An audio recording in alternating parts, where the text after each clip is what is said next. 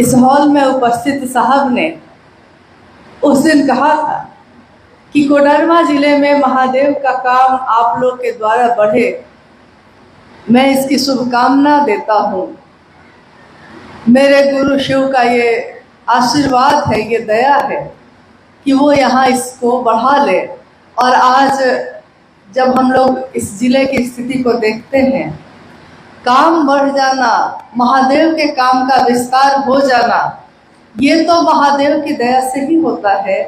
और उसके साथ साथ एक निष्ठ बने रह जाना, मतलब दिल दिया है एक को तो उसी के हो जाना जीवन भर के लिए, ये भी बहुत जरूरी होता है। नहीं तो पता चलता है कि जीवन भर प्यास में ही घूमते रह गए, प्यासे ही बने रह गए। कभी यहाँ गड्ढा खोदा, यहाँ पानी नहीं मिला तो किसी ने कहा कि चलो वहाँ भी खोद लेते हैं, तो कुछ देर के बाद हम दूसरी जगह भी खुदाई शुरू कर देते हैं। नतीजा होता है कि कहीं से भी पानी नहीं मिलता और प्यास नहीं बुझती। इसलिए बहुत जरूरी है कि एक विचार पे खड़े रह जाना, जिसके बारे में आपने अभी सुना है थोड़ी देर पहले। शिव शिष्यता की व्याप्ति, उसकी पृष्ठभूमि और उसका प्रयोजन क्या है, क्यों शुरू हुई ये शिव गुरु चर्चा? क्या शिव इससे पहले भगवान नहीं थे? भगवान थे, लेकिन मेरे और आपके नहीं थे। क्या इससे पहले शिव की पूजा नहीं होती थी? होती थी, लेकिन मेरे दिल के धड़कनों में वो नहीं धड़कते थे। पूजा कर्म कांड में ही शामिल रह गई, हमारे दिल तक वो प्रवेश नहीं कर सकी। लेकिन आज हम कुछ भी नहीं करते, कोई कर्म कांड नहीं। सही कहा कि कोई शास्त्र नहीं पढ़ा हम लोगों ने, कोई उपनिषद और पुराण और वेद नहीं पढ़े हमने। जाना है कि ऐसी किताबें हैं, लेकिन पढ़ने का मौका नहीं मिला और कभी पढ़ने नहीं आया। पढ़ा भी है तो अब दिल में महादेव के प्रति ही आकर्षण इतना ज्यादा है कि दूसरी चीजें अब अच्छी ही नहीं लगती। लेकिन उन चीजों में भी हम ढूंढते भी हैं तो किसको? शिव को, महादेव को, कि मेरे महादेव के लिए उसमें क्या लिखा हुआ है। तो आज 1974 में शिव को गुरु मानने के बाद साहब श्री के द्वारा जो यात्रा शुरू हुई, वो आज 2024 में हम लोग खड़े हैं। ये यात्रा अनवरत चल रही है, विस्तार पा रही है, फैलती ही जा रही है, बढ़ती ही जा रही है। इसकी गति भी तीव्र होती ही जा रही है। अभी आप लोग इस हॉल में 9-10 बजे से तो जरूर बैठे होंगे। स्वाभाविक है, प्यास भी लगती है, बाहर भी जाना पड़ता है। लेकिन अभी कुछ गुरु बहन लोग पानी का बोतल भी बांट रही थी, तो मुझको याद आया कि अभी कुछ वर्ष पहले तक हम लोग उपवास तो करते ही थे। नहीं, ज्यादातर लोग सोमवार का, एकादशी का या बहुत सारे व्रत का उपवास करते ही थे, निर्जला करते थे, पानी भी नहीं पीते थे।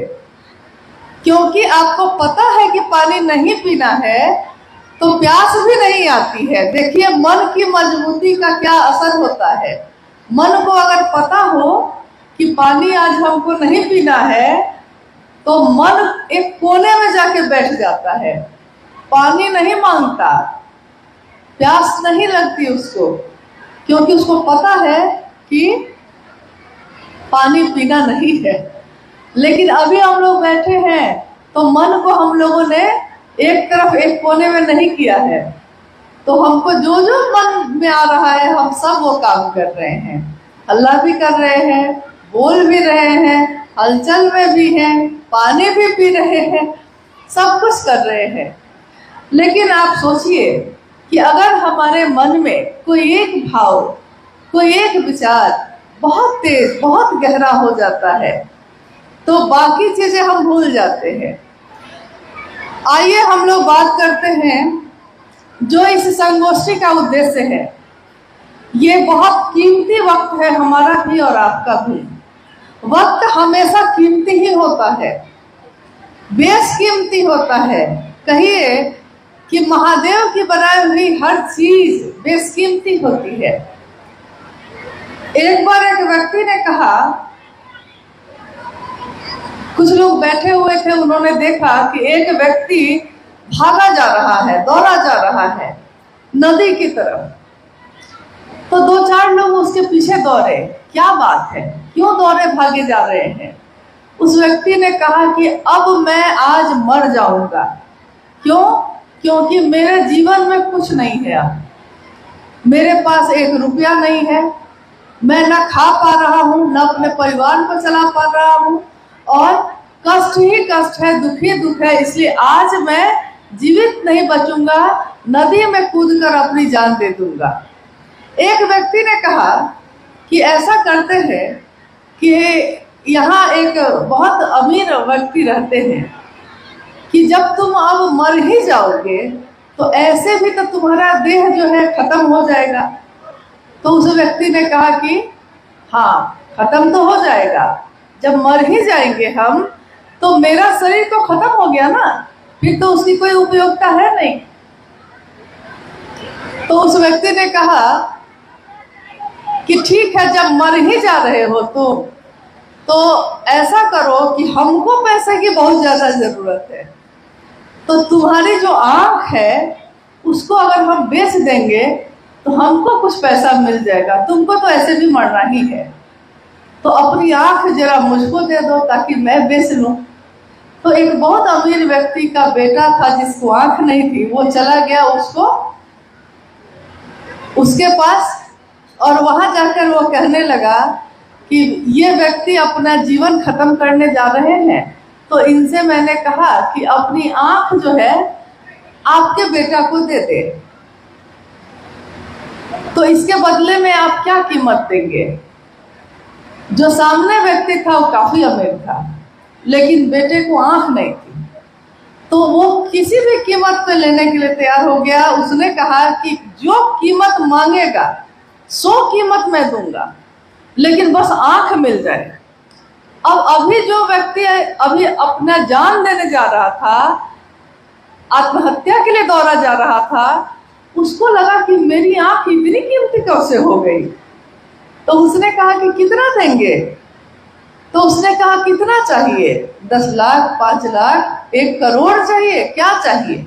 जो मांगोगे सो दूंगा। तो उस व्यक्ति को लगा कि जब मेरी एक आंख इतनी कीमती है तो हम ये क्या करने जा रहे थे। यानी एक ऐसी चीज जो बेशकीमती है, जिसकी कीमत दुनिया में नहीं लगाई जा सकती, शिव की बनाई हुई हर चीज बेशकीमती है। चाहे वो मेरा शरीर हो, चाहे वो मेरी आंखें हो, चाहे वो आकाश हो, चाहे वो हवा हो, अग्नि हो, जल हो, मिट्टी हो, यानी कि हर चीज बेशकीमती है। अब आप ये बताइए कि शिव की शिष्यता की कीमत क्या है? हर चीज की धरती पे, इस जगत में कीमत होती है, हर चीज की कोई ना कोई कीमत होती है। शिव को गुरु मानना, शिव का शिष्य बन जाना, इसकी कीमत क्या है? अभी जब अनु भैया आप लोगों से बात कर रहे थे तो उन्होंने एक प्रश्न पूछा, तो आप सबने हाथ उठाए थे अपने। प्रश्न ये था कि शिष्यानुभूति एक छोटी सी किताब है जो सन 1990 के दशक में साहब हरिनानंद जी ने लिखी थी और उसको छपवाया गया था। छपवाने के बाद उसको लोगों में वितरित किया गया, दिया गया, ताकि वो भी पढ़े इस चीज को। और अभी अभी अनु भैया ने आपसे जब पूछा कि क्या शिष्यानुभूति आपने पढ़ी है, तो कुछ लोगों को छोड़ के ज्यादातर लोगों ने हाथ उठाए थे। हालांकि मुझको विश्वास नहीं हुआ कि इतने लोगों ने शिष्यानुभूति पढ़ी है, क्योंकि अगर शिष्यानुभूति क्या है, शिष्यानुभूति शिव शिष्य हरिंद्रानंद जी के दिल की आवाज है, उनकी अपनी अनुभूति है, जो उनको गुरु मानने के बाद, शिव को गुरु मानने के बाद मिली। उस अनुभूति को उन्होंने उस किताब में लिख दिया है। लेकिन तब भी ये याद रखना चाहिए हम लोगों को कि जिसके लिए हमारी जो भावना होती है, जो भाव होता है, उसको अगर आप शब्दों में बोलना चाहिए या लिखना चाहिए, तो न तो आप पूरा बोल पाइएगा, न तो आप पूरी तरह लिख पाइएगा। एक माँ अपने बच्चे को प्रेम करती है। अब उस माँ से पूछिए कि नहीं, तुमको लिख के बताना पड़ेगा कितना प्रेम करती हो, कैसे करती हो, क्या करती हो। तो वो माँ जो भी लिखेगी, जो भी उस किताब में लिखेगी, वो क्या होगा, उसके हृदय की, उसके दिल की एक झलक होगी, पूरा का पूरा हृदय नहीं होगा। तो शिव से सहितानंद जी की लिखी हुई किताब शिष्यानुभूति एक झलक है एक शिव के शिष्य की, लेकिन उस झलक में आग है, उस झलक में तपिश है, दाह है उसमें। जैसे आपने देखा होगा हमारे गांव में, अभी तो गर्मी आ गई, लेकिन थोड़ा ठंड का मौसम होता है तो हम लोग कभी लकड़ी जलाते हैं आग तापने के लिए, पुआल भी जलाते हैं, फूस भी जलाते हैं। कभी कभी लकड़ी गीली रहती है, बहुत बड़ी लकड़ी है, लेकिन लकड़ी भीग गई है ओस से, उसको आप जला रहे हैं, आग लग रही है उसमें, थोड़ी थोड़ी आग है, धुआं ज्यादा है, आग कम है, और पूरा दिन वो लकड़ी जलती रह गई, लेकिन किसी को भाग नहीं मिला, किसी को गर्मी नहीं पहुंचा सकी। जलती तो रही, लकड़ी भी थी बड़ी सी, लेकिन वहीं पे फूस होता है, फूस जिसका घर बना लेते हैं हम लोग, झोपड़ी बनाते हैं, फूस को थोड़ा सा रखिए और उसमें माचिस लगाइए, माचिस की तीली से जलाइए उसको, क्षण में जलता है, क्षण में आग लग जाती है। मतलब वो लगता है ऐसे कि जैसे वो जलने के लिए ही तैयार होके बैठा है। किसी ने आग लगाई और वो जला तो धू धू जलने लगता है, वो धीरे धीरे नहीं जलता है, उसका जीवन छोटा है, लेकिन जलता है तो धू धू जलता है, लोगों को उतने ही क्षण भर के जीवन में आग की तपिश भी दे देता है, रोशनी भी दे देता है। और गीली लकड़ी भी जलती है, पूरे दिन जलती रही, न रोशनी दे सकी, न तो तपिश दे सकी। एक शिव के शिष्य का जीवन भी ऐसा ही होता है। शिव शिष्य बनकर जीना, शिव को गुरु बनाकर जीना। कहते हैं कि गुरु जीवन जीने की कला सिखाते हैं। गुरु जीवन जीने की कला मतलब क्या? जीवन तो एक जानवर भी जीता है, जीवन तो एक सामान्य मनुष्य जो जन्म लेता है जीता है, लेकिन सुबह से शाम होती है और जिंदगी यूं ही तमाम होती है। सुबह से शाम हो जाती है, रात दिन खटते खटते, घर का काम करते, खाना बनाते, खेत में जाते ही जीवन खत्म हो जाता है। लेकिन हम कभी भी नहीं समझ पाते कि मेरे जन्म लेने का कारण क्या है, मैं कौन हूँ, कहाँ से आया हूँ, क्यों आया हूँ। जब लाखों लोग इस धरती पे थे ही तो मैंने भी क्यों जन्म ले लिया? लाखों लोग तो थे ही, और भी आ जाएंगे तो क्या हो जाएगा। लेकिन गुरु शिव जब होते हैं तो वो पूरे जीवन को जीने की कला सिखा देते हैं। अब उसी जीवन में दुख है, सुख है, कष्ट है, परेशानी है, लेकिन उस जीवन में हमारे होठों पे मुस्कान है। सुख और दुख सब है, परेशानियां भी हैं, जो चीजें पहले थी वो अब भी है, लेकिन जीवन बदल गया क्योंकि हमारा मन बदल गया, हमारा अंतर बदल गया। तो जब इनर अंतर बदल जाता है तो आदमी में परिवर्तन होता है। जब उसका अंदर का जो व्यक्तित्व है वो बदलता है तो उसके बोली में, उसके आचरण में ये सारी चीजें परिलक्षित होती हैं, दिखाई देती हैं। और क्या बदल जाता है ऐसा? क्योंकि हम लोगों ने कोई ज्ञान नहीं लिया है, न तो गणित पढ़ा है, न तो विज्ञान पढ़ा है, कुछ भी नहीं जाना है। ये मंच भी है तो इस पे कोई विद्वान नहीं है, ये तो गुरु का मंच है और इस मंच पे शिष्य लोग बैठे हैं, अपने गुरु की बात कर रहे हैं। कुछ भी बदला नहीं है। बस इतना ही हो गया कि जिस जीवन में हम बात ही करते रहते थे, हमेशा बात करते रहते थे, खेत पे गए हैं तब भी बात की है, लेकिन किस बारे में? खेत पे गए हैं खेत का खुदाई करने, उसमें पौधा लगाने, लेकिन जितनी देर वहां रहे हैं सब कोई काम करते करते, उतनी देर में हम लोगों ने केवल दूसरों की शिकायत की। मेरा पड़ोसी ऐसा करता है, तो मेरी ननद ऐसा, तो मेरी भाभी ऐसी, मेरी बहू ऐसी, तो बहू वहीं पे दूसरे खेत में बात कर रही है कि मेरी सास ऐसी। मतलब कि हम बात तो बहुत करते थे पहले भी, लेकिन हमारे बात का विषय क्या था? विषय ये था कि हम दूसरों के बारे में केवल खराब बोल रहे थे। क्या बोल रहे थे? कि वो खराब है, कि वो अच्छा है। लेकिन जिसके बारे में हम बोलते थे वो सुनता नहीं था, वो तो वहां नहीं रहता था। लेकिन हम बोल रहे हैं तो बोल कौन रहा है? जो बोल रहा है वही सुन भी रहा है। तो इसका असर ये होता था कि हमारे जीवन पे भी इस बात का असर था। जीवन में भी वही चीजें होती थी। कभी कभी आपके साथ ऐसा हुआ होगा कि कभी ऐसे व्यक्ति आपके जीवन में आते हैं कि उनको देख के आप कहते हैं कि देखा इसका चेहरा कैसा है, तो दूसरा पूछता है क्यों, कैसा है? तो लगता है ना कि अंदर से बहुत ही खराब आदमी है। तो दूसरा बोलता है कि अरे कितना सुंदर चेहरा है। पहला बोलता है चेहरा सुंदर है, लेकिन इसका मन का जो गंदगी है ना, ये इसके चेहरे को खराब कर दिया है। यानी कि मन अगर साफ है तो काला और कुरूप व्यक्ति भी सुंदर लगता है, और मन अगर खराब है किसी का तो गोरा और सुंदर आदमी भी खराब लगता है।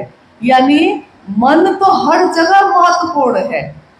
उसी मन में साहब हरिंदर जी ने शिव का प्रवेश करवाया। उन्होंने कहा शिव आज भी गुरु हैं।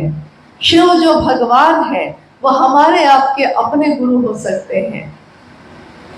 अब आपने सुनी शिव शिष्टता की पृष्ठभूमि, जिसमें आपने सुना कि साहब ने चमत्कार सीखने के लिए शिव को गुरु बनाया था। बात तो सही है, लेकिन उनके जीवन में कुछ समय के बाद आकाशवाणी हुई, एक आवाज आई जो जिसके बारे में आपने किसी न किसी से सुना होगा। आवाज ने कहा, उनसे पूछा कि तुम क्या करते हो? और ये देखिए कितना महत्वपूर्ण है ये वाकया कि साहब खुद बताते हैं कि जब आवाज आई, आकाशवाणी आई, और उस आकाशवाणी ने मुझसे पूछा कि तुम क्या करते हो? साहब कहते हैं कि मैं उस समय लौकिकता में डिप्टी कलेक्टर था।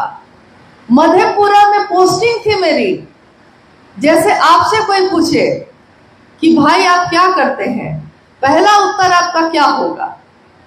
कोई आपसे पूछे कि आप क्या करते हैं तो आप क्या बोलिएगा? जो डॉक्टर है वो कहेगा कि हम डॉक्टर हैं। कोई शिक्षक है तो कहेगा कि हम मास्टर हैं। कोई इंजीनियर है तो कहेगा कि इंजीनियर है। कोई घरेलू कामकाज की देखभाल करता है तो वो गुरुवान कहेगी कि हम घर को देखते हैं, घर की देखभाल करते हैं।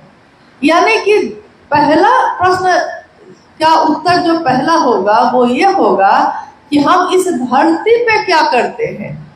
तो साहब ने कहा कि जब आवाज आई कि तुम क्या करते हो, तो मेरे मुंह से क्यों निकला ये मैं नहीं जानता हूं, लेकिन मेरे मुंह से उत्तर निकला शिव शिष्य बनाता हूं। तुम क्या करते हो? तो मैं शिव शिष्य बनाता हूं। देखिए साहब कह रहे हैं कि मैं ये क्यों नहीं बोल पाया उस दिन कि डिप्टी कलेक्टर हूँ, प्रशासन का काम देखता हूँ, बिहार सरकार का बड़ा पदाधिकारी हूँ, कुछ भी कहता। लेकिन इस जगत का जो भी मेरे साथ जुड़ा हुआ है, जो भी परिचय है मेरा इस दुनिया में, इस जगत में, जब आकाशवाणी हुई, जब वो आवाज आई, तो मैं भूल गया कि मैं इस दुनिया में क्या हूँ, और मेरे मुंह से निकला कि शीशे से बनाता हूँ। आवाज ने जो थोड़ी देर बातचीत हुई उसके बाद कहा कि जो तुम करते हो वही दूसरे को करने को कहो।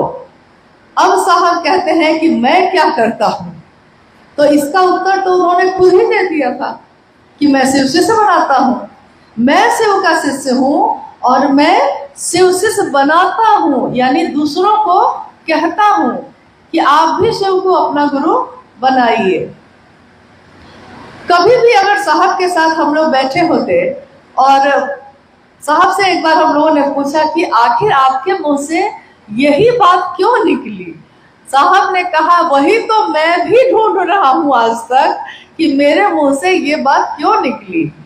तो उन्होंने कहा कि एक जहाज की घटना है, उसको सुनो।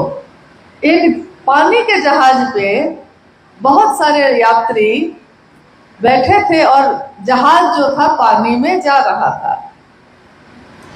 पानी का जहाज पानी में चल रहा है, अब बहुत गहरा है, समंदर है, सागर में चल रहा है, समंदर में पानी का जहाज चल रहा है। अचानक एक बच्चा रेलिंग पे लटक के नीचे देख रहा था। अचानक एक बच्चा पानी में गिर गया, फिसल गया, गिर गया। अब जहाज के सारे लोग इकट्ठे हो गए और चिल्लाने लगे बचाओ बचाओ बचाओ, लेकिन कूदने के लिए कोई तैयार नहीं था। तभी लोगों ने देखा कि एक सरदार जी सीधे पानी में कूद गए हैं और बच्चे को बचा रहे हैं। तो लोग उनका जो है साहस बढ़ाने लगे, वाह सरदार जी, वाह वाह वाह, आपने बच्चे को बचा लिया, बचा के ले आइए। सरदार जी बेचारे जैसे तैसे तैरते हुए उस बच्चे को बचाकर जहाज पर लेकर फिर से चढ़ गए। रस्सी लटकाई गई, चढ़ गए जहाज पे। अब लोग जो है सरदार जी की बहुत शाबाशी उनको देने लगे, कहने लगे कि आपने कमाल किया, किसी को साहस नहीं हुआ कूदने का, आप कैसे कूद गए। सरदार जी ने कहा कि मैं भी उसी को ढूंढ रहा हूं कि मुझको धक्का किसने दिया था, इसमें पानी में मुझको धक्का किसने दिया था, मैं भी उसी को ढूंढ रहा हूं, क्योंकि मुझको कूदने का साहस नहीं था, किसी ने मुझको धकेल दिया। जब धकेल ही दिया, गिर ही गया पानी में, तो सोचा कि अपनी जान भी बचा लूं और दूसरे की भी बचा लेता हूं। साहब ने कहा कि यार मेरे साथ भी ऐसा ही हो गया, मुझको नहीं पता कि क्यों, किसने मुझसे बुलवा दिया, लेकिन जब बुलवा ही दिया, शिव शिष्य बनाता हूं, तो अब मिजाज बना लिया कि जब बोल ही दिया है तो मर्द की जबान है, अब बदलेगी नहीं। उसमें उन्होंने फिर कहा कि मर्द की जबान समझते हो, एक बार जो बोल, मर्द की जबान मतलब पुरुष और स्त्री वाली बात नहीं है, मिजाज की बात है कि मिजाज वैसा है कि बोल दिया तो बोल दिया, अब पीछे नहीं हटूंगा। लेकिन ये शिव शिष्य का वादा है, ये शिव शिष्य की बोली है। नहीं तो एक अपराधी आया अदालत में, तो जज ने कहा कि कितने साल के हो तुम। उस अपराधी ने कहा जी हुजूर 28 साल के हैं। अच्छा, इसको सजा दी जाती है, जेल भेजिए। जज ने सजा दे दी, अपराधी जेल चला गया। फिर जेल से छूटा, फिर कोई अपराध किया, पकड़ा गया, फिर से उसी कोर्ट में लाया गया उसको, लगभग 10 साल बाद। जज ने फिर पूछा उम्र क्या है तुम्हारी, तो उसने कहा हुजूर 28 साल। जज ने कहा कि क्या बोलते हो, तुम वही हो ना जो 10 साल पहले भी आए थे और फिर वही अपराध किया है और फिर आए हो, और 10 साल बाद मैं तुमसे पूछ रहा हूं कि उम्र क्या है तुम्हारी, तो तुम कहते हो कि हुजूर 28 साल। दिमाग ठीक है तुम्हारा। तो उस कैदी ने, उस अपराधी ने कहा हुजूर आपके सामने पहली बार कसम खाए थे कि जो बोलूंगा सच बोलूंगा, सच के सिवा कुछ नहीं बोलूंगा, तो पहली बार में 28 साल कह दिया है, तो मर्द की जबान है, अब पलटेंगे नहीं, अब नहीं बदलेंगे हम लोग। वही साहब ने कहा कि जब एक अपराधी ऐसा कर सकता है, तो मैं शिवकाशी सहेंद्रानंद अपनी बात से अब वापस नहीं जाऊंगा। मैंने कह दिया, स्वीकार किया मेरे गुरु के सामने, मेरे महादेव के सामने कि मैं शिव शिष्य हूँ, शिव शिष्य बनाता हूँ, तो मैं अब पूरे जीवन यही काम करूँ। और उन्होंने सन 1974 में शिव को गुरु मानने के बाद लोगों के जीवन में महादेव की शिष्यता का दान देना शुरू किया। आज 2024 इतने वर्ष बीत गए, लेकिन कितनी तेजी से महादेव की शिष्यता बढ़ती ही चली जा रही है। अब ये है संगोष्ठी।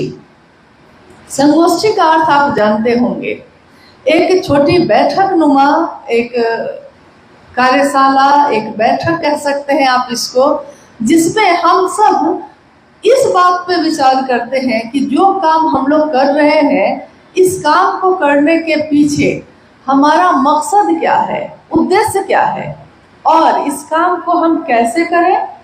इस काम को करने के बाद इसका रिजल्ट, इसका परिणाम क्या होगा, क्योंकि हम अपने जीवन में जो भी काम करते हैं उसके पीछे कोई उद्देश्य होता है, और उद्देश्य की पूर्ति के लिए हम ज्ञान लेते हैं, ज्ञान को पूरा करने के लिए फिर हम काम करते हैं। तो जब ये तीनों काम हम कर लेते हैं तो उसका एक रिजल्ट आता है। जैसे हम अपने बच्चे का एडमिशन कराते हैं स्कूल में, जब पहला क्लास में एडमिशन कराते हैं उसी समय सोच लेते हैं कि बेटा को इंजीनियर बनवाएंगे, सोचते उसी समय है, यानी कि इसका परिणाम क्या आना है हम उसी समय सोचने लगते हैं। लेकिन शुरुआत हम करते हैं पहला क्लास से, फिर बारी बारी से क्लास बदले जाते हैं, ज्ञान बढ़ता चला जाता है, परिमार्जन होता चला जाता है, कक्षाएं और ऊपर होती चली जाती हैं, स्कूल पास कर गया, कॉलेज पास कर गया, कंपटीशन में बैठा और एक दिन वो इंजीनियर बन जाता है। तो आपने कोई चीज विचार में अपने मन में सोचा था किसी दिन, उस दिन ये काम हुआ नहीं था, सोचा था मन में, सोचा है कि एक घर बनवाएंगे, लेकिन उस घर को बनाने के लिए सोचने से काम नहीं चलेगा, ये भी आपको पता है। तो आप इसके लिए ईंटा, बालू, गिट्टी सबको एक जगह गिरवाते हैं और खुद ज्ञान लेते हैं कि घर कैसे बनेगा, या फिर किसी ऐसे व्यक्ति को लाते हैं जिसको ये ज्ञान हो।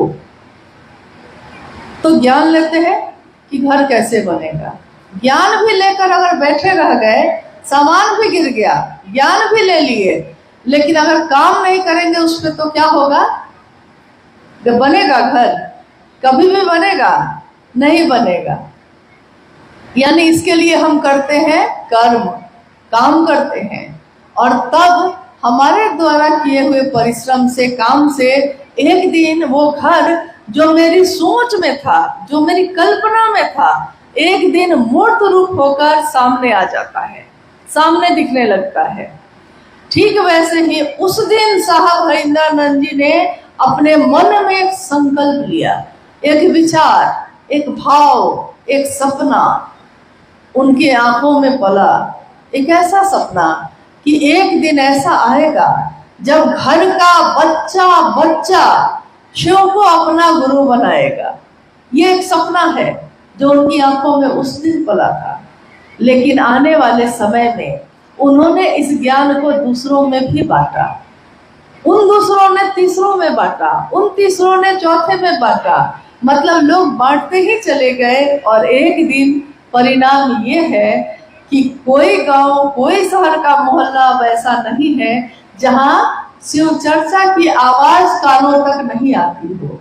जैसे कोई काम जब बहुत विस्तार पाएगा, जब बहुत ज्यादा बढ़ जाएगा, तब उस काम में कुछ गंदगियां भी शामिल होने लगती हैं। ये दुनिया की रीत है, ये दुनिया का दस्तूर है कि शुरुआत तो बहुत पवित्र और शुद्ध मन से होता है, मोहब्बत से होता है, लेकिन जैसे ही जब थोड़ा बढ़ता है तो थोड़ा थोड़ा इसमें कुछ न कुछ दिमाग लगना शुरू हो जाता है। मामला दिल का है और लगने लगता है दिमाग। अब आप बताइए, आप में से कितने लोग ऐसे हैं जिन्होंने कभी भी माँ नीलमानंद जी से शरीर में मुलाकात की है? कभी भी माँ नीलमानंद जी से?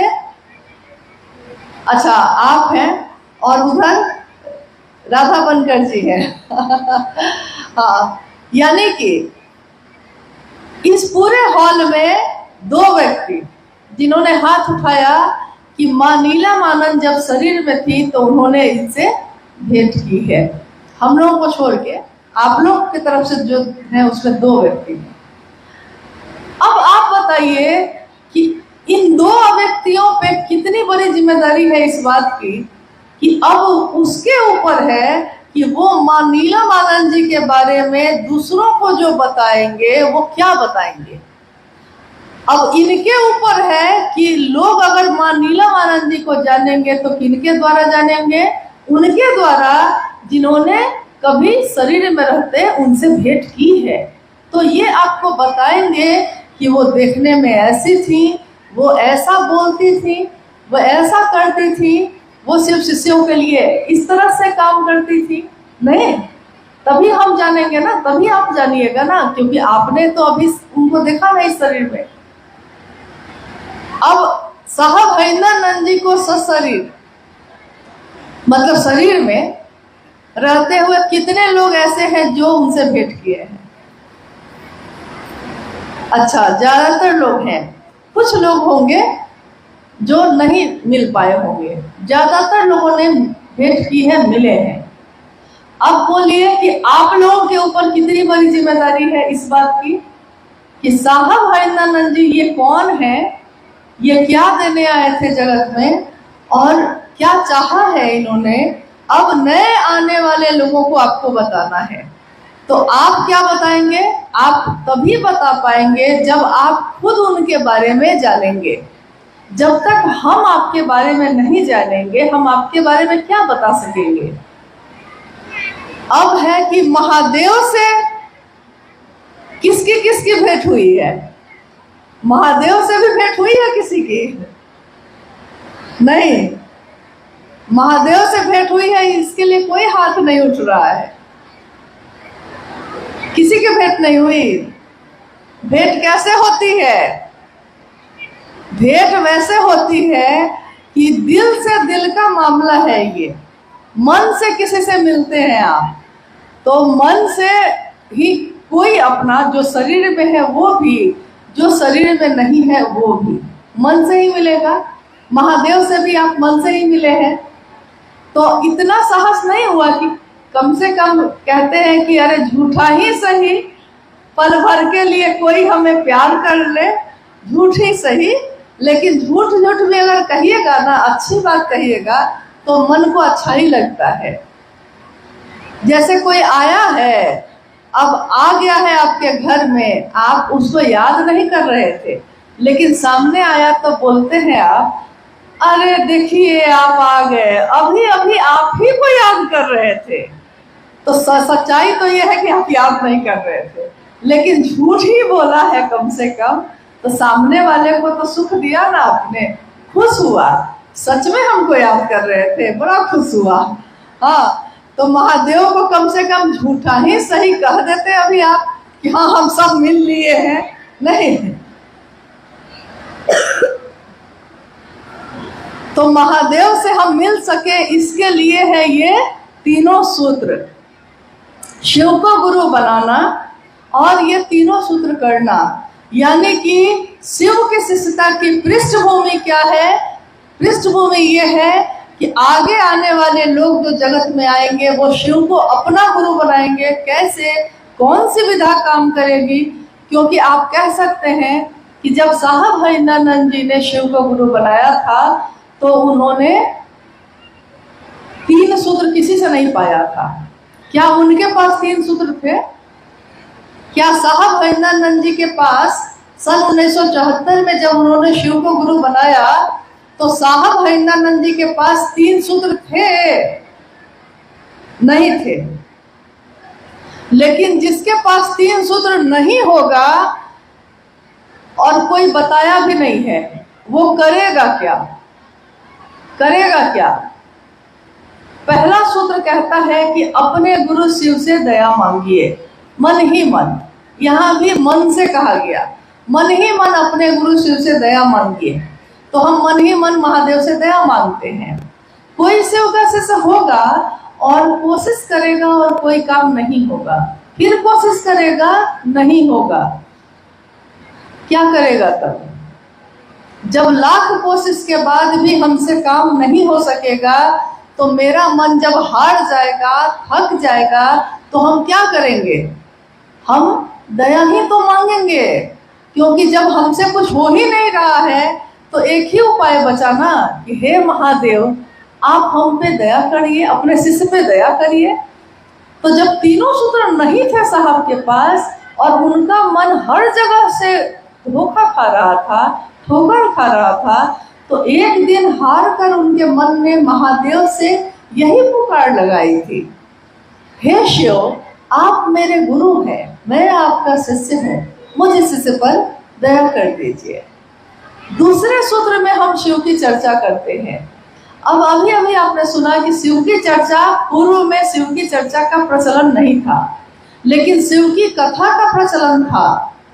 जैसे राम कथा, कृष्ण कथा या शिव पुराण की कथा, ये सब तो प्रचलन हजारों साल से है। हर जगह गांव देहात में भी हम लोग यहाँ होता था, नहीं होता था? शिव कथा कहा लेते हैं, पूजा रख लेते हैं। लेकिन शिव चर्चा ये शब्द जो है ये कब आया? जब शिव शिष्यता की व्याप्ति होने लगी, शिष्यता बढ़ने लगी, शिव की चर्चा का विस्तार होने लगा, तो साहब ने ये बात कही कि ये क्या है, ये जो बातचीत है आपस की, इसको क्या कहते हैं? इसको कहते हैं शिव चर्चा। अब साहब कहते हैं कि मेरे गुरु शिव ने इतना ही कहा था कि तुम जो करते हो दूसरे को करने को कहना। अब उन्होंने ये नहीं कहा था कि शिव की चर्चा करने में फोटो भी लगाना, प्रसाद भी चढ़ाना, नाच गाना भी करने लगना, नहीं, बाजा भी लगाइए लेना, ये सारी बात तो मेरे गुरु महादेव ने नहीं कही थी मुझको। उन्होंने तो कहा था कि हर व्यक्ति से बात करे, क्योंकि बात करने से ही सबसे ज्यादा सामने वाला आपकी बात को ग्रहण कर सकेगा, सुन सकेगा। बाजा लगाना गलत नहीं है, आपको जरूरत है बाजा लगाइए। तस्वीर या प्रसाद रखना गलत नहीं है, ये तो प्रचलन हजारों साल से आया है। लेकिन शिव चर्चाओं में जब आप जाते हैं 2 या 3 घंटे के लिए, और उसमें अगर हम ये सारे कर्मकांड करने लगेंगे तो 2 घंटे का समय है। अब उसी 2 घंटा में बारी बारी से सबको चर्चा भी करनी है और मेरे महादेव का कैसे काम बढ़े इस पे भी बात करनी है। तो उसी 2 से 3 घंटे में ये सारे काम करने हैं। अगर आपके पास है ये चीजें आप तो कर लीजिएगा, लेकिन साहब हरिनानंद जी के पास तो बहुत सारी चीजें थी। डिप्टी कलेक्टर ही थे, उनकी पत्नी राजमणि नीलम आनंद राज परिवार की बेटी ही थी। अभी आपने सुना कि मां नीलम आनंद जी का ननिहाल था मसनौडी, इसी कोडरमा जिले में, और काफी समृद्ध परिवार रहा है। तो किसी चीज की कमी थी क्या उनको? वो अगर शिव चर्चा कराते तो क्या क्या रखते वहां? अगर साहब और दीदी माँ शिव चर्चा का आयोजन करें तो उनको क्या क्या रखना चाहिए? उनके पास तो थी ना भाई, सब कुछ, सारी व्यवस्था थी ना। लेकिन उन्होंने कभी भी ऐसा नहीं किया। उन्होंने ऐसा किया जो गरीब से गरीब आदमी भी जिस काम को कर सकता हो। यानी राज परिवार की बेटी, डिप्टी कलेक्टर की पत्नी अखबार बिछाकर जमीन पर बैठी, क्यों? उनके लिए तो सोफा था, वो क्यों बैठी थी अखबार पे उस दिन? इसलिए बैठी क्योंकि अगर वो नीचे बैठेंगी तब नीचे घास पे बैठने वाले लोग, झोपड़ी में रहने वाले लोग तब उनकी बात सुनेंगे। इसके लिए आपको उनके स्तर पे बैठना होगा, आपको उनके स्तर पे जाके बात करनी होगी, तभी वो आपकी बात को सुनेंगे, तभी वो आपको अपना समझेंगे। और अगर आप कहेंगे कि नहीं ये सारी चीजें भी रखनी है, प्रसाद भी रखना है, फोटो भी रखना है, 500 का बाजा भी लगाना ही पड़ेगा तुमको, अगर बाध्यता होगी तो याद रखिएगा, बहुत सारे लोग तो शिव चर्चा करेंगे, लेकिन बहुत सारे लोग इससे वंचित हो जाएंगे। और हमको आपको कोई ऐसा काम नहीं करना चाहिए जिससे कोई टूट जाए या कोई छूट जाए, क्योंकि साहब ने हमेशा कहा है कि कोई टूटे नहीं, कोई छूटे नहीं। न कोई टूटना चाहिए मेरी बात से, न कोई छूटना चाहिए। वो भले हमको छोड़ दे, लेकिन मैंने शिव को गुरु बनाया है, तो मेरा ये कर्तव्य है कि मेरे तरफ से ये काम नहीं होना चाहिए। अब मैंने कहा कि ये संगोष्ठी है, तो आइए हम लोग कुछ जिज्ञासाओं पे बात करते हैं। एक सामान्य जिज्ञासा है बहुत गुरुवानों के तरफ से, इस पर भी रखा दीदी बात भी की है। जिज्ञासा है कि दूसरे प्रकार के सत्संग में वहाँ के लोग नाचते और झूमते हुए, क्या दीदी शिव चर्चा में हम लोग भजन के क्रम में नाच और झूम सकते हैं कि नहीं? दीदी का इस पर वो भी है, लेकिन हम दीदी से पुनः निवेदन करेंगे। अच्छा। कि प्रश्न है यदि आप लोगों का कि दूसरे प्रकार के सत्संग में वहाँ के लोग नाचते और झूमते हैं, क्या शिव चर्चा में हम लोग नाच और झूम सकते हैं कि नहीं? दीदी से हम लोग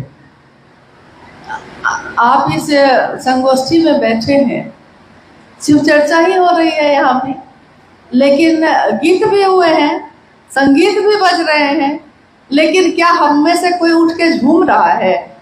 कोई नृत्य कर रहा है क्या?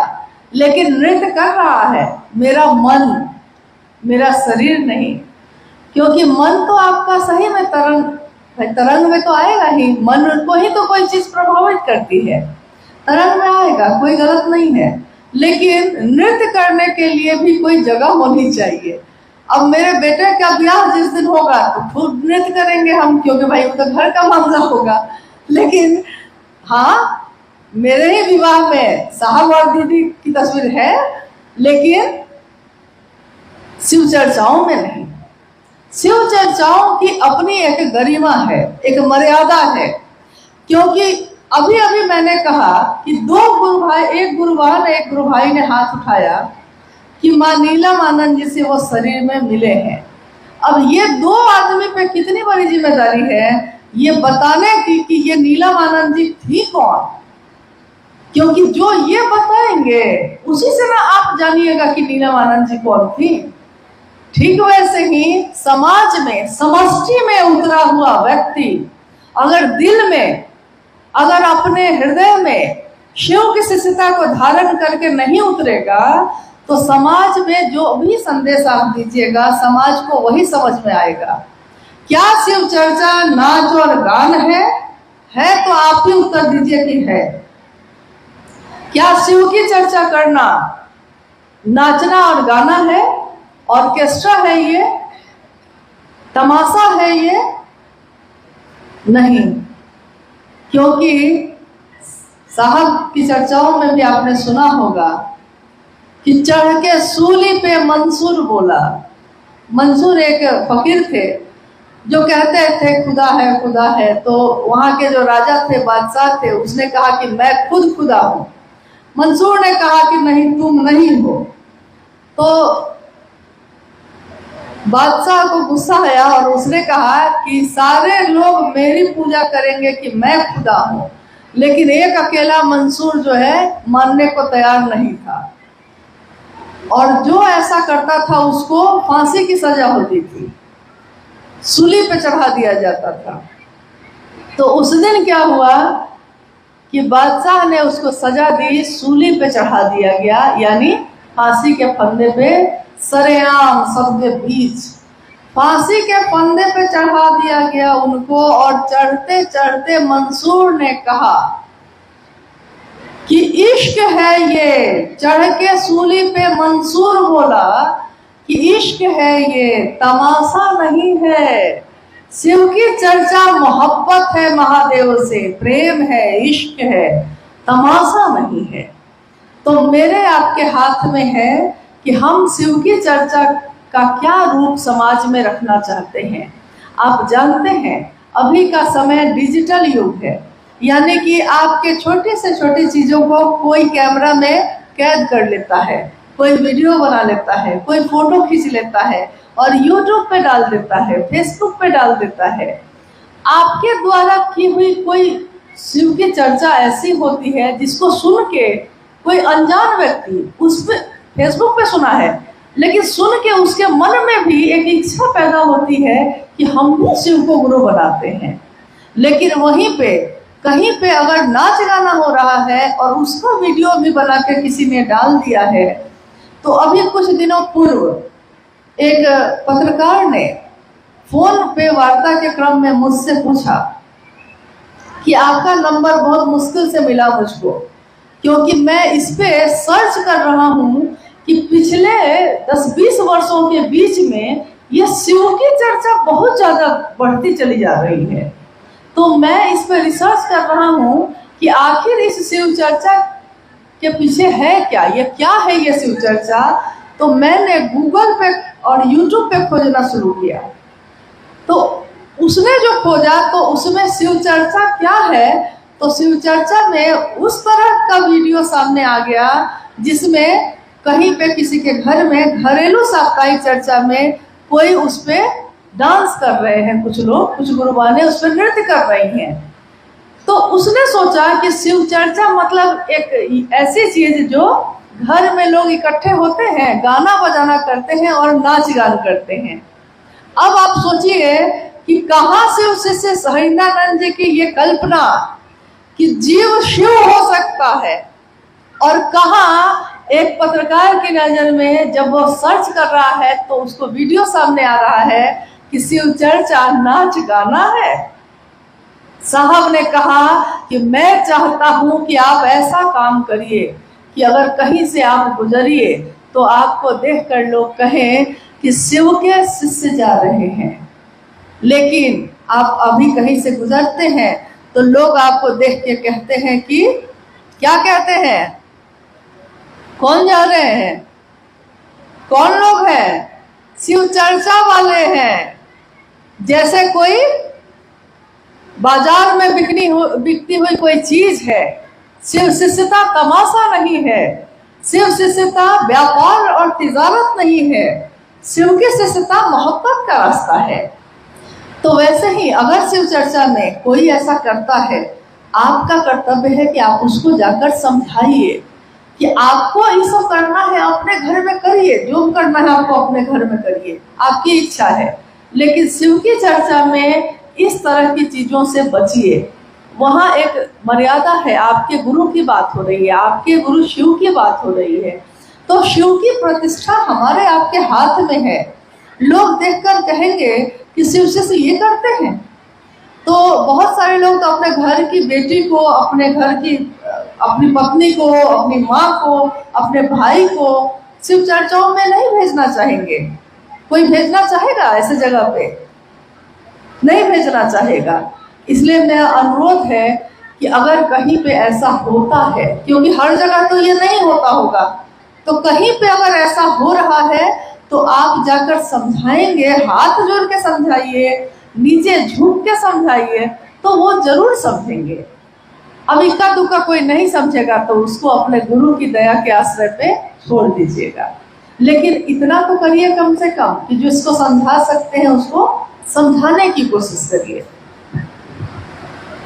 ऐसा तो बहुत है, समय भी धीरे धीरे अपने गति से बढ़ रहा है, लेकिन हम चाहेंगे दीदी से कुछ प्रश्न। बहुत सारे लोगों की जिज्ञासा आई कि शिव की शिष्यता क्रांति नहीं है, जागरण है। कृपया दीदी समझाने का कष्ट है। शिव की शिष्यता क्रांति नहीं है, एक जागरण है। साहब से ईश्वर कुछ कहा है, दीदी से लोग सुनना चाहते हैं। देखिए, उसी शिष्यानुभूति किताब में एक पंक्ति है कि शिव की शिष्यता क्रांति नहीं, एक जागरण है व्यक्ति के आध्यात्मिक एवं मानसिक तल का। आध्यात्मिक यानी जो ईश्वर की तरफ चलने का रास्ता दिखाए, मानसिक यानी जो मेरे मन में चलता है लगातार। मन क्या है?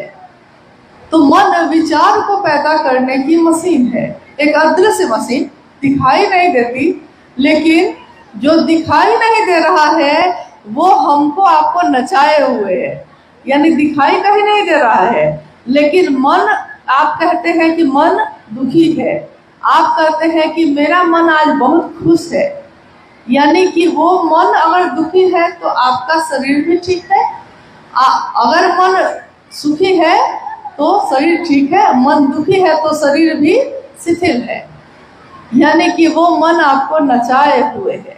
आज मन को ये अच्छा लग रहा है, आज मेरा मन ये करने का नहीं है, मन आपको घुमाए हुए है। तो मन के जागरण का, उसी मन में जागरण की विधा है शिव की शिष्यता।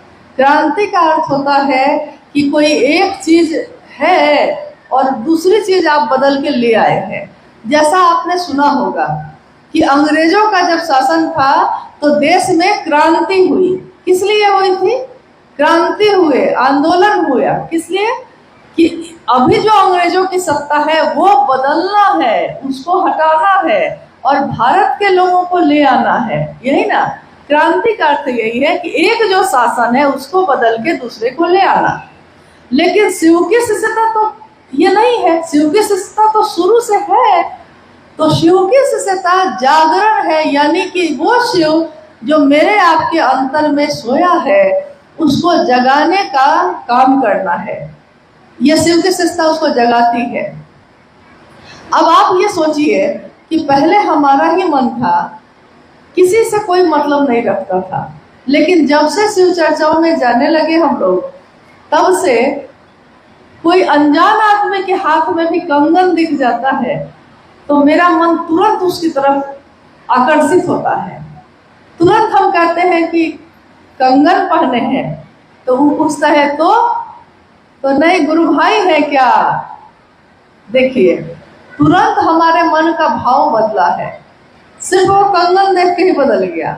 या शिव चर्चा में किसी को देखा आपने?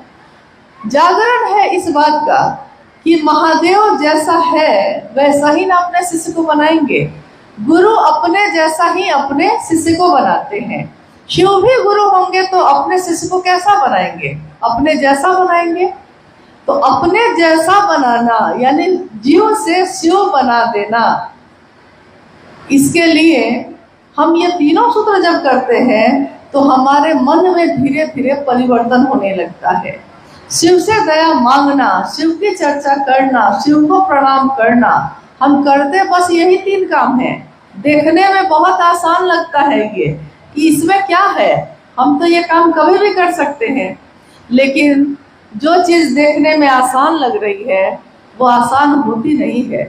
दया मांगना बहुत कठिन है।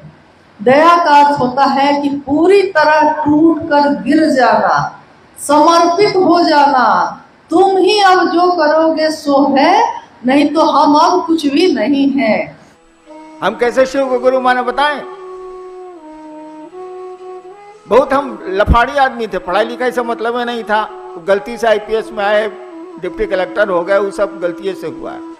हम गलती से सीओसी से हुए हैं, यो जान लीजिए। एक बार श्मशान में बैठे थे हम 1974 नवंबर, अलम अजिया गए थे हम। मैं बहुत दुखी हो गया था। तरह तरह की साधना, तरह तरह के धंधे, तरह तरह के अघोरी, तरह तरह के साधु।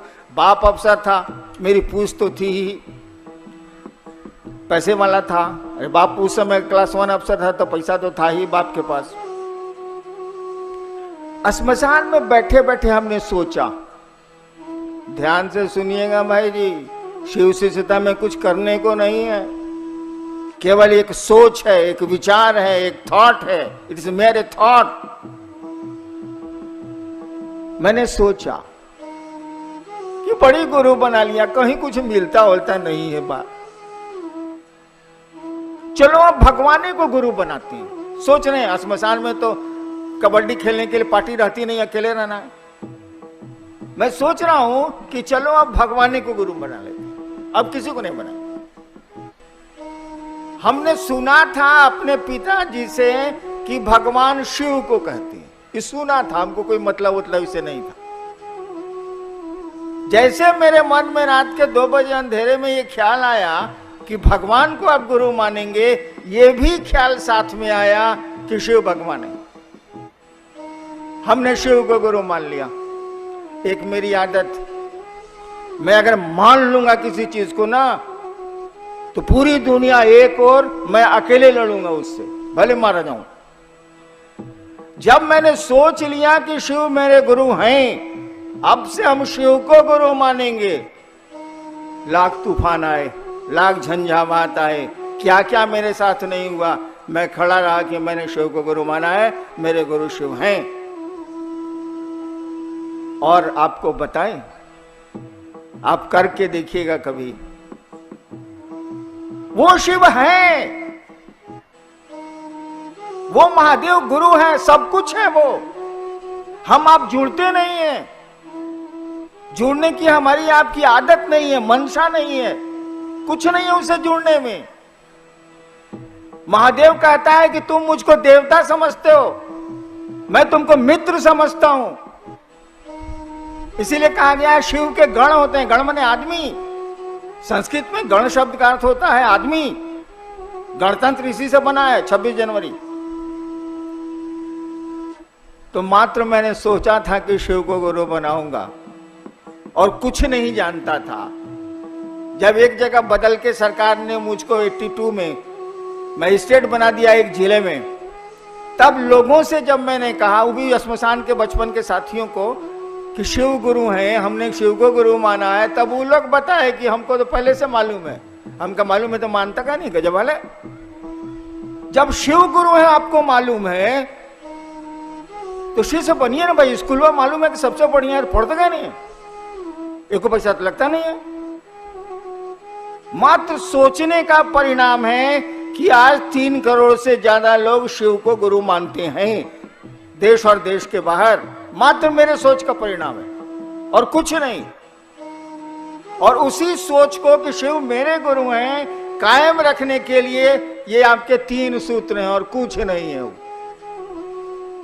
फिर शिव से जैसे जैसे जुड़ेंगे आप, तब तो सब कुछ है, तब तो बल्ले बल्ले, तब का दिक्कत। शिव के बारे में बताने की जरूरत तो है नहीं, हमको सबको थोड़ा बहुत तो शिव के बारे में मालूम है। एक आदमी से हमने पूछा कि शिव को जानते हैं? कहा हमका कितना जानते हैं?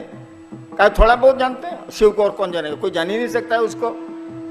वो साधु हो, तपस्वी हो, कोई हो, कोई गुरु हो, शिव को कितना जानिएगा?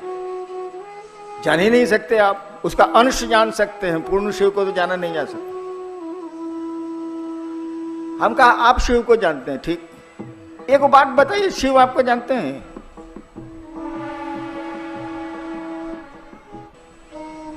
हम उससे पूछा शिव को आप जानते हैं, ठीक। शिव आपको जानते हैं? अरे वो तो पूरी दुनिया के मालिक हैं, तो जानने को तो जानते ही हैं, लेकिन व्यक्तिगत रूप से शिव आपको जानते हैं?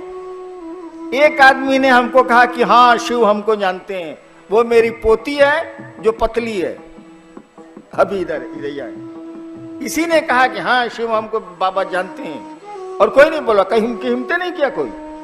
हमने जब पूछा कि शिव को आप जानते हैं, कहा शिव आपको जानते हैं? चुप हो गए लोग, कलेजा नहीं हुआ।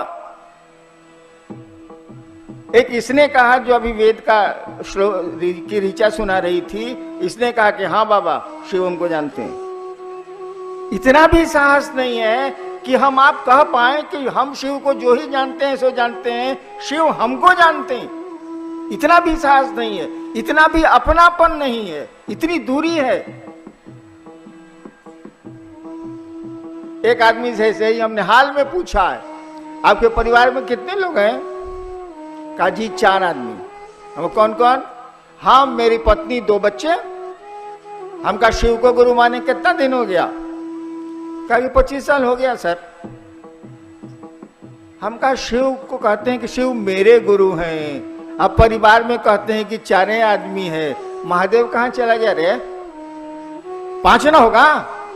शिव मेरे, तुम हो, तुम्हारी बीबी है, 2 बच्चे हैं, तो 5 ना हुआ, 4 कैसे हुआ? देखिए, शिव को अपना मानते हैं, अब फैमिली से उसको धकिया के बुढ़वा की तरफ बाहर कर दिए। वैसे भी शिव का नाम भी है बुढ़ऊ, बूढ़ा महादेव। मंदिरों में भी बहुत मंदिर हैं जहाँ का नाम है बूढ़ा महादेव। शिव को गुरु मानिए, आजमाइए और उसको अपना गुरु बनाइए। जैसे आपका कंगन है, जैसे आपकी घड़ी है, जैसे आपका बेटा है, आपका घर है, आपकी चप्पल है। चलिए ना, बहुत चीज है, चप्पल टूटला ही चप्पल। एक दो आदमी इसमें जरूर होंगे जो अब सोच रहे होंगे कि अब जनवरी में तनख्वाह मिलेगी तो अब चप्पल खरीद लेंगे। बड़ी टूट गया साला, मतलब बड़ी दिक्कत करता है, रोडवे से गोड़ में सट जाता है। वो अगर वो चप्पल पहन के आया होगा और उसकी चप्पल कुकुर उठा ले गया। कुकुर मैंने पूछते हैं, संस्कृत में कुकुर मैंने कुत्ता, कुकुर संस्कृत वर्ड है। कुकुर उठा ले गया, मान लीजिए वो चप्पल देखो का कुत्ता उसको उठाइबे करेगा। अब उसका मन हो जाएगा घोर।